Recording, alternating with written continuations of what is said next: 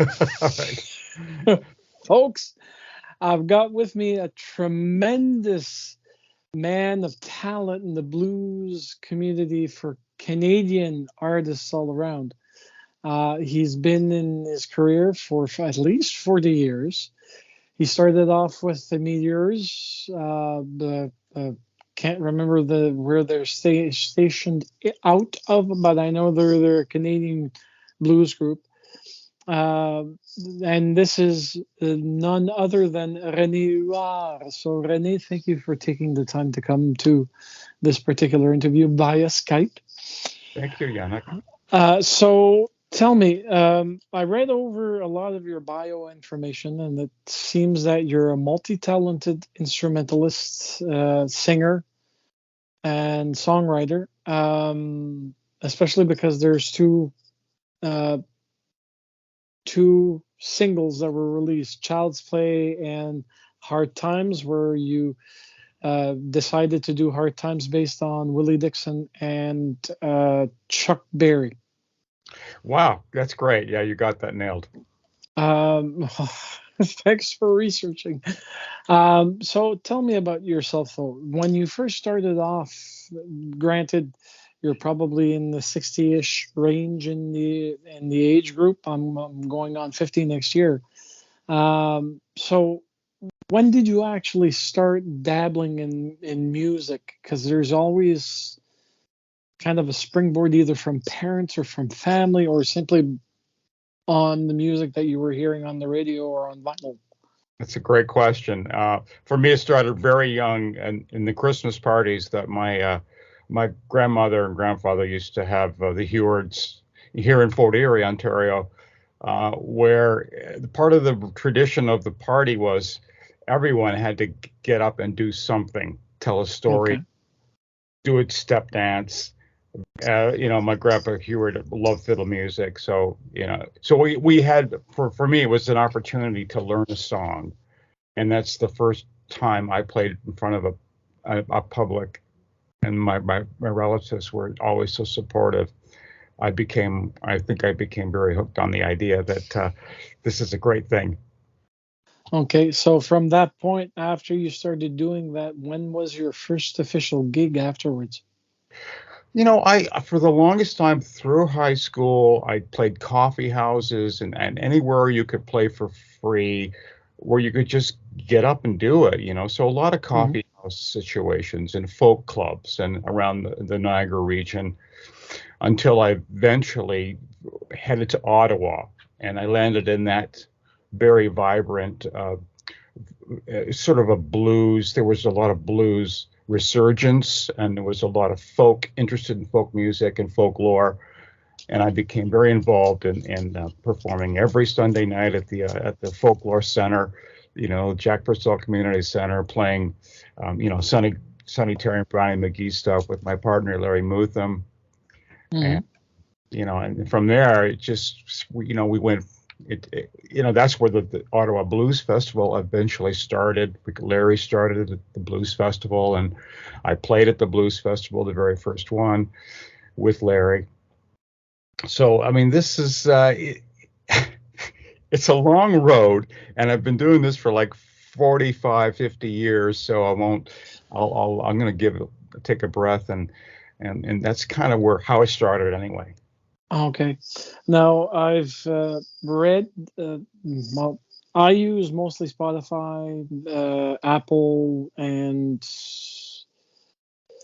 Amazon when it comes to streaming music or finding the music to see if there's any distribution from artists. Because in the heyday of me doing my show when I first started in Moncton, I used to go to Hound Dog Records on Main Street, and they're no longer uh, open, unfortunately, and I think they closed shop or rebranded over in Nova Scotia.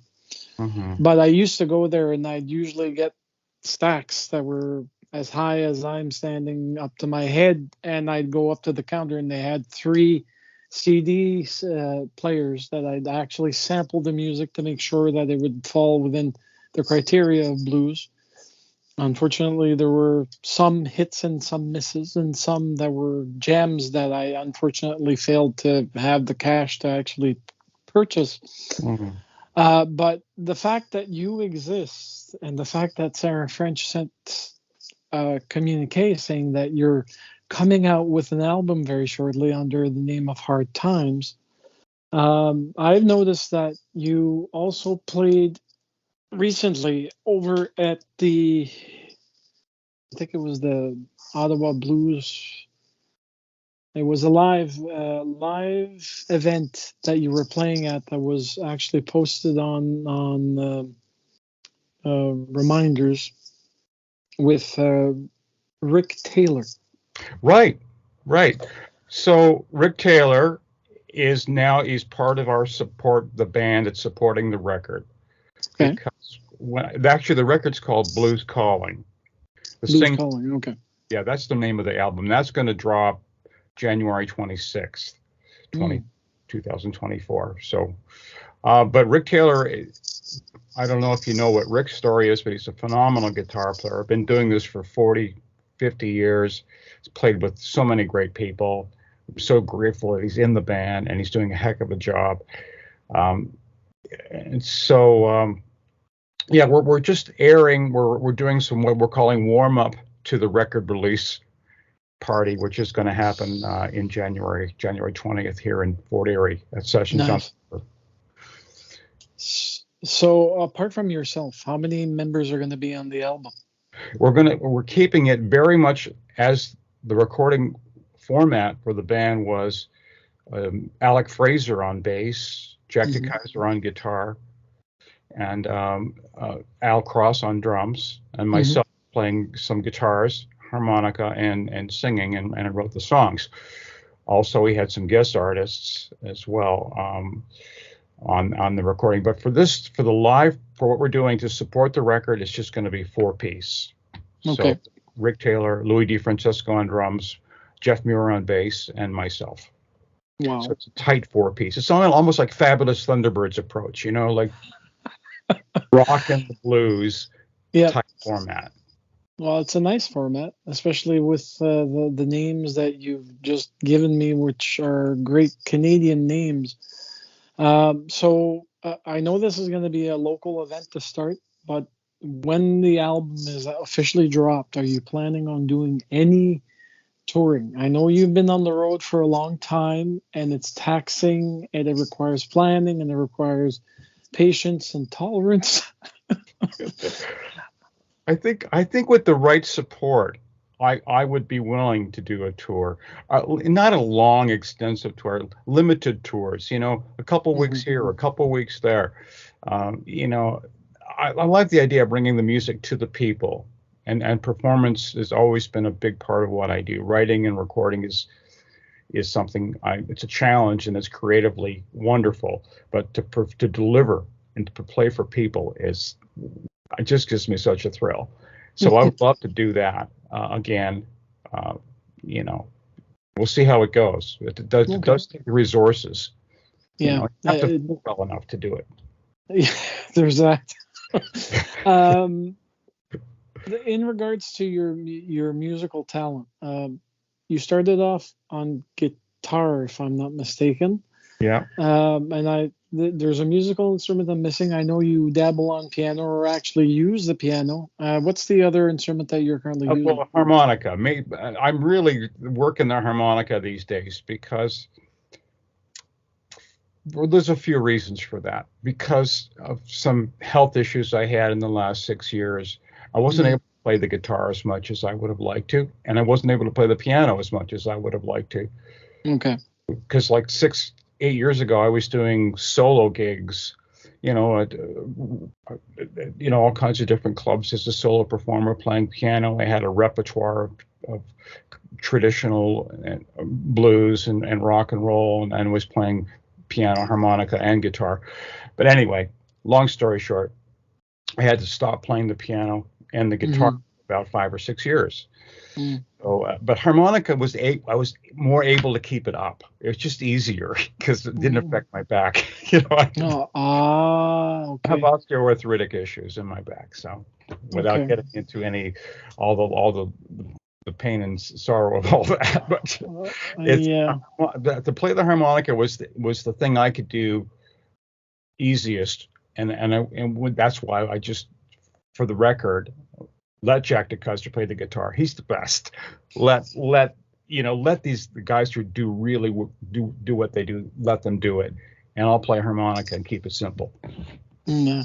Okay. So, but I'm starting to play more guitar now. I'm starting to feel better about it, and we're going to be working more guitar into the act, and hopefully at some point piano. I'm assuming that for the live warm up portion to the release of the album, that you're Yeah, going to be introducing the crowd to originals and covers of traditionals or modified traditionals. absolutely. Yeah, I've been playing a lot of these blues songs for so many years, and they're part of me, the traditional blues, the Howlin' Wolf stuff, and, Killing Floor, songs like that. I'll do those songs till the day I die, because they're just part of me, they're woven into the fabric of who I am as a fan of the blues and as a practitioner of the blues. So yeah, there's always going to be that, and I like people to know that we come from somewhere that's rooted. We know the firmament of the blues. So when we do introduce our songs, people will say, "Oh, I get it. I get the connection. I know where he's coming from on that one." Any particular legends artists that you tend to receive influence from indirectly? Well, legends artist. Well, Well, let's say Blind Willie Nixon. We've got Robert Johnson. We've got Robert Howling Wolf or Muddy Johnson, Waters. Muddy Waters, Willie Dixon, Otis Rush. What about Lead Billy? You know what? I haven't listened to a lot of Lead Belly. Hmm. And I don't know why that is. I think my influences since in the Southern Niagara region have been more urban blues. Okay. Chicago, Buffalo. Because I know that you Right. played along for what I can't remember how many years you did, but you had Long John Balder at one point as a connection. And well, unfortunately, he's dead now, which is a sin. But it was kind of funny having him move from Ontario because he was tired of having snow all the way up to here to go to Vancouver so that he could actually have less. But the man was what, 6'5"? Very intimidating guy. I almost met him. I warmed up for him with the Meteors at the Hobo Show in Quebec. This was like mid 80s. And Hmm. it was a big show for us, a small show for him. And he played solo, and he was incredible. But I remember I was hanging out the side of the stage with my harmonicas. I was just hoping he would say, "Come out here and play with me," but he didn't invite me. And Oh. I wasn't ballsy enough to say, let me join in. The funny thing about Long John is that he came from the UK. Yeah. And doing my research on him for a special piece a while back, I discovered that he came out gay, which is entirely the focus that I had because he actually helped Elton John Yes. to feel comfortable in his sexuality and who he was. He actually spoke with Elton and actually helped him boost himself up to a certain degree. Oh, yeah, definitely. Yeah. So that aside, Good insight. well, it's just knowledge that I retain. Now, right now, as a human being, uh, what would you if, and I do mean if, do you have any hobbies? Because most musicians tend to gravitate around music, their musical instruments, songwriting, but what about you? Well, it's interesting. I'm an LP collector, so I collect vinyl records, which is of course related to music, and Hmm. it's and I also collect biographies and autobiographies of the history of Americana and blues and rock and roll. So I'm very, I have a library of research material. That's all very related to music. But aside from that, when I just want to chill, and I walk along the Niagara River here, and I watch the waterfowl, and I used to be a carver of duck decoys and fish decoys. So I was a craftsman for a period of time. So I have a great appreciation for the wildlife and what it's doing, and being part of that. It connects me with the things in this world that are more real. Okay, so you keep yourself active basically, other than just doing the music. Well, yeah, I swim. I swim 3 times a week. I exercise because I want to be fit and able to do what I love doing. Yeah. Unfortunately, when it comes to what you're being plagued by, a lot of the core basics is keep moving or you're going to rust. Exactly. I dance, but we had to stop because we just don't have time currently, and the time slots that we have are just not feasible for the moment. Did you get enough of what you need, Yannick? Physically, no. I'd like to say yes. Most of my work, my full-time work, since this is a volunteer thing for my radio station for myself, is working at home for UPS. Currently, anyways, until they decide to bring us back to the fold in a kind of, I forget the word that they use, where the Jimmy rig half in or half out hybrid. Hybrid is the word they like to use. Okay. But that's not the case for the moment. We're a small group, so we're all crossing our fingers that they're not going to say, okay, well, we need the 6 people that you are to go into the office at least once, twice, 3 times a week. Because it for us, all of us, it makes it a little bit more feasible. We don't have to worry about having to step away or make alternative arrangements to bring kids to soccer or whatnot. I'm lucky I don't have kids, but I've got 2 female cats. You have dependents, nonetheless. They were 1 year old as of the 5th of December, and they're a handful with the Christmas tree. I think the Christmas tree saw better years. They love Christmas trees, don't they?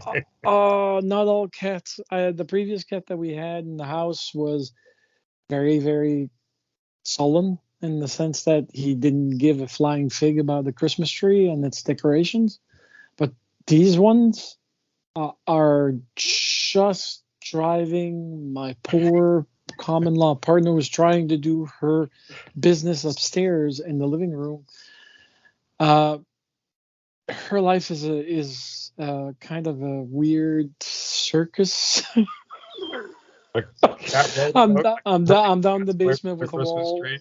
Oh yeah, no, we'll wake up in the middle of the night and we'll hear Christmas tree ornaments being moved around on the floor, dragged, dropped.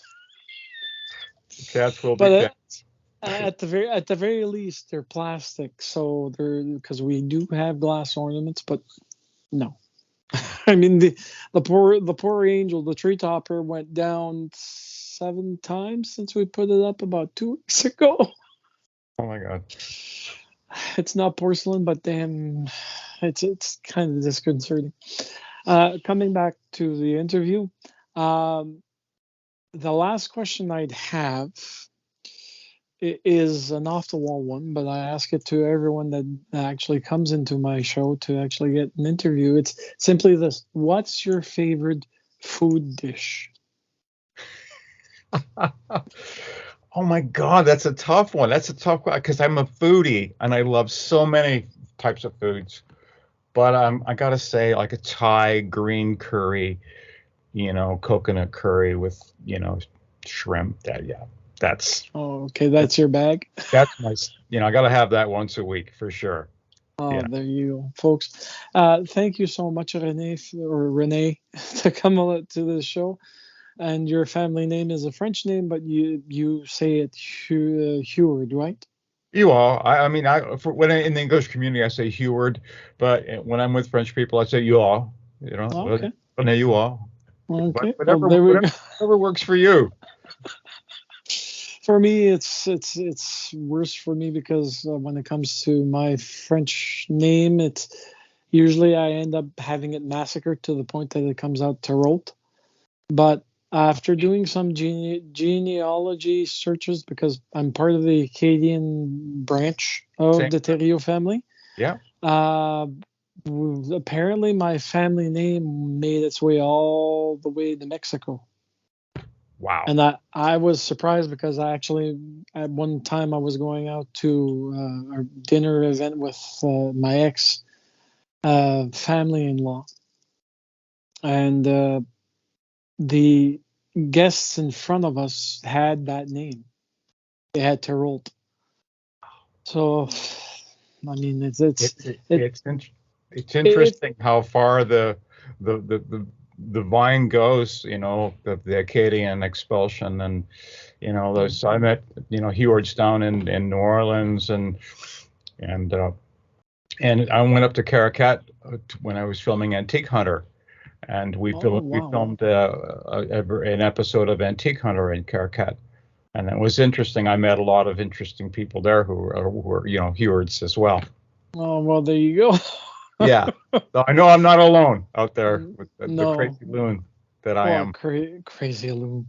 You're far from crazy. You're beautiful and astounding. You're well preserved as well. I'll keep swimming, mate. I'm going to keep swimming.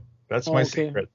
Well, thank you very much for coming to the interview, folks. Folks, this was the fabulous Eric Huard. Oh, sorry, Rene Huard, not Eric. You got it. Thank you, Yannick.